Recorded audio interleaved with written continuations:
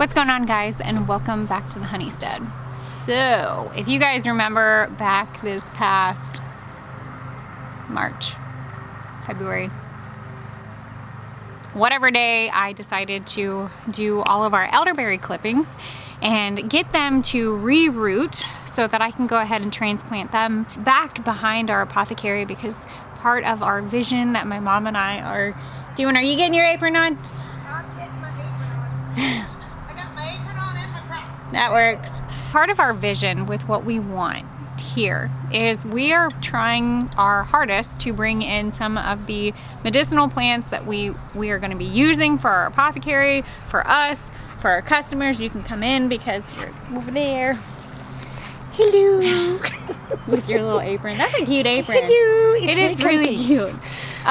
Here, you can pull your chair up. I'll scoot over. All right. Okay. So part of what we want is we want to bring in a lot of the medicinal plants. And so some of the ones that we have been bringing in and transplanting have been pretty unique. I know. Really special. We did plant some ginseng. Mm-hmm. Just a little bit of ginseng. And we were gifted some golden seal, which is really special. Which I want to go see that and check that. Yeah. That's going to be a lot of fun and seeing. And then brought in some mugwort. We've brought in some motherwort. We've brought in some stinging nettles. And I am still working on getting all of the medicinal plants planted. So this right here is going to be an elderberry tree, and I don't remember exactly how many clippings I ended up taking, but we have a good bit, and then next year we will just continue to take more and add more. So it is time. We got to pick a place for where these babies are going to go. We want to do an elderberry grove. Yeah, we do. I do. I want an elderberry grove. I want all the elderberry. And the reason is because the elderberry does have a huge benefit, especially when it comes to supporting your immune system, but it is also extremely vital to our honeybees. And so I've done some research, and like 1 acre of elderberry is equivalent to 800 pounds of pollen for your honeybees. That's a lot. So this is good for the bees. This is good for us. And it's also a native plant to our area. Let's get to digging. Yeah, let's get to digging.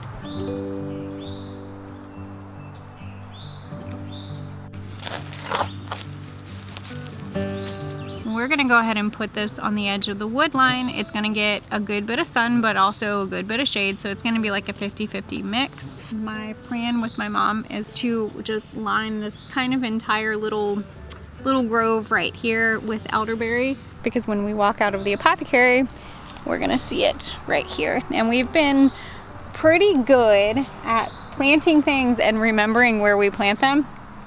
Sometimes. But we also are still big kids at heart, and we do like a good Easter egg hunt. So yeah. It's the ultimate Where's Waldo. It's the ultimate Where's Waldo. And the roots on this one.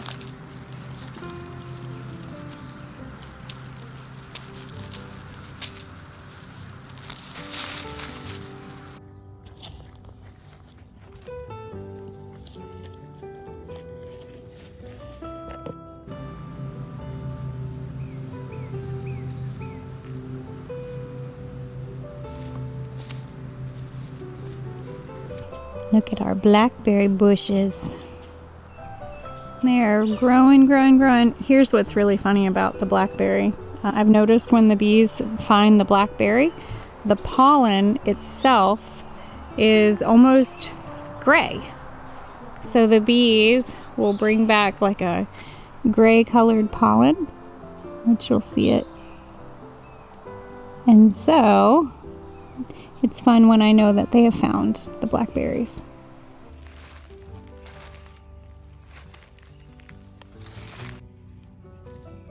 So right here is some ginseng, and there are a few things that, you know, just kind of point out and let you kind of see. We know that this is ginseng, and there are a few different ways to kind of identify it. It's tricky right now because it's so small, but what I'm kind of looking for is, depending on the age of the ginseng root, you'll see how it comes up there's 3 on this one, but some of them have 2, but there's 3 on this one, and we're looking for one clean stalk that goes all the way down, and that's pretty vital, and I'll show you why. But these are the leaves. Looks like I've had a little bug munching on them. Once it goes to seed, it'll be a little bit easier to identify, and you'll see like big red berries on it. But it does look very similar to Virginia Creeper, but let's go look at Virginia Creeper real quick. But do you see this leaf? Okay, 5 leaves, very similar to ginseng, but notice how the 2 back leaves are shorter. And I want you to, again, see how it's growing. There's an apex and it's coming right out. Virginia Creeper is 5 leaves. They're all about the same size. You'll see them, this is a single shoot, but every once in a while you'll see multiple, and I will take you and show you that. But this is what I'm talking about. Nice stalk, but then look, it turns into a woody vine. That is not ginseng. So again, when it's little, it's hard to kind of be able to tell if you don't know what you're looking at. I also want you to kind of pay attention to the leaf itself. See how it's tightly toothed on the ginseng leaf and how it's very pointy at the end versus Virginia Creeper. So that is a good way, and there are other little tricks that you can learn to help determine and distinguish what you've got going on. The other thing when it comes to Virginia Creeper, if you notice when it comes to the ginseng, it's 1 straight shoot and then 2 or 3 splits. Unlike Virginia Creeper, who, see how this is? It is split, but not the way that ginseng needs to be. That is a quick tip when it comes to identifying the difference between Virginia Creeper and some ginseng. Now, it is very hard to be able to identify ginseng this time of year. Again, later in the season when it goes to berry, that's an easier way to be able to identify, because you'll actually see the berries on it and not just the leaves.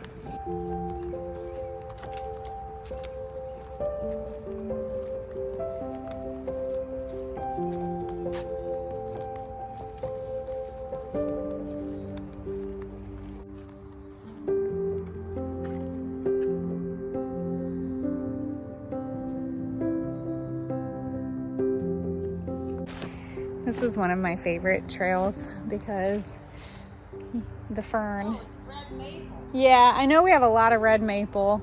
I need to do some digging. Maybe you guys can help me with that. I want to learn how to tap our maple trees. And I don't know if red maple is a tree that we can tap. So if I have any friends out there on YouTube land that are into tapping trees, feed me your knowledge. This is what I want to learn next. I will forever be a student if you guys have not figured that out yet. I will forever be a student.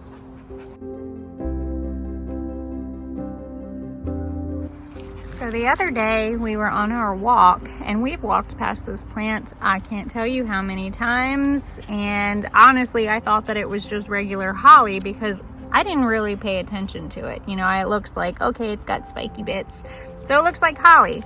But my mom was like, I gotta learn about this plant. It was basically catching her attention. So we did some research and we found out that this little plant is actually called Oregon grape, which is really exciting because we have used the root in tinctures to assist with clients.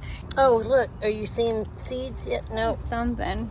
So the active constituent that is in this plant that has the medicinal properties is called berberine, and it's a very yellow, color that when you tincture it. We've learned about Oregon grape root as a tincture and added it into some protocols that people have been having with digestive issues or anything like that.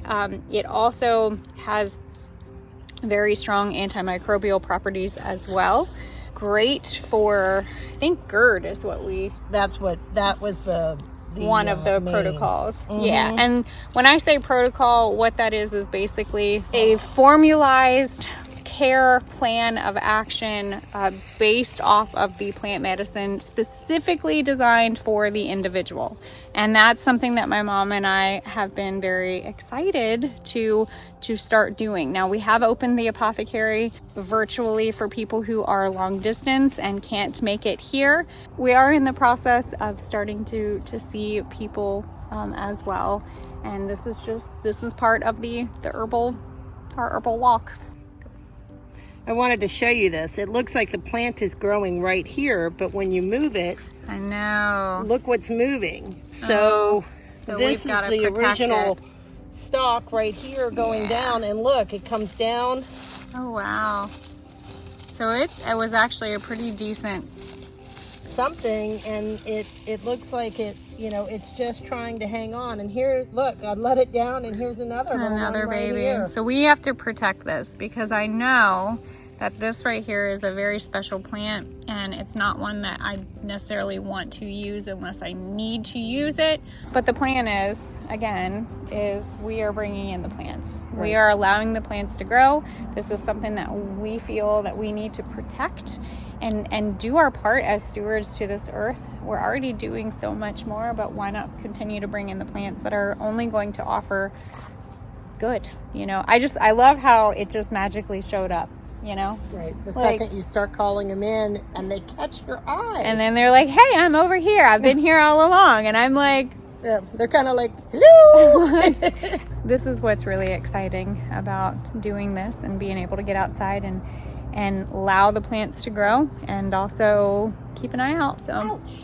Did it spike you? It did. It was saying, "Naughty plant. Don't look underneath my leaves, naughty lady."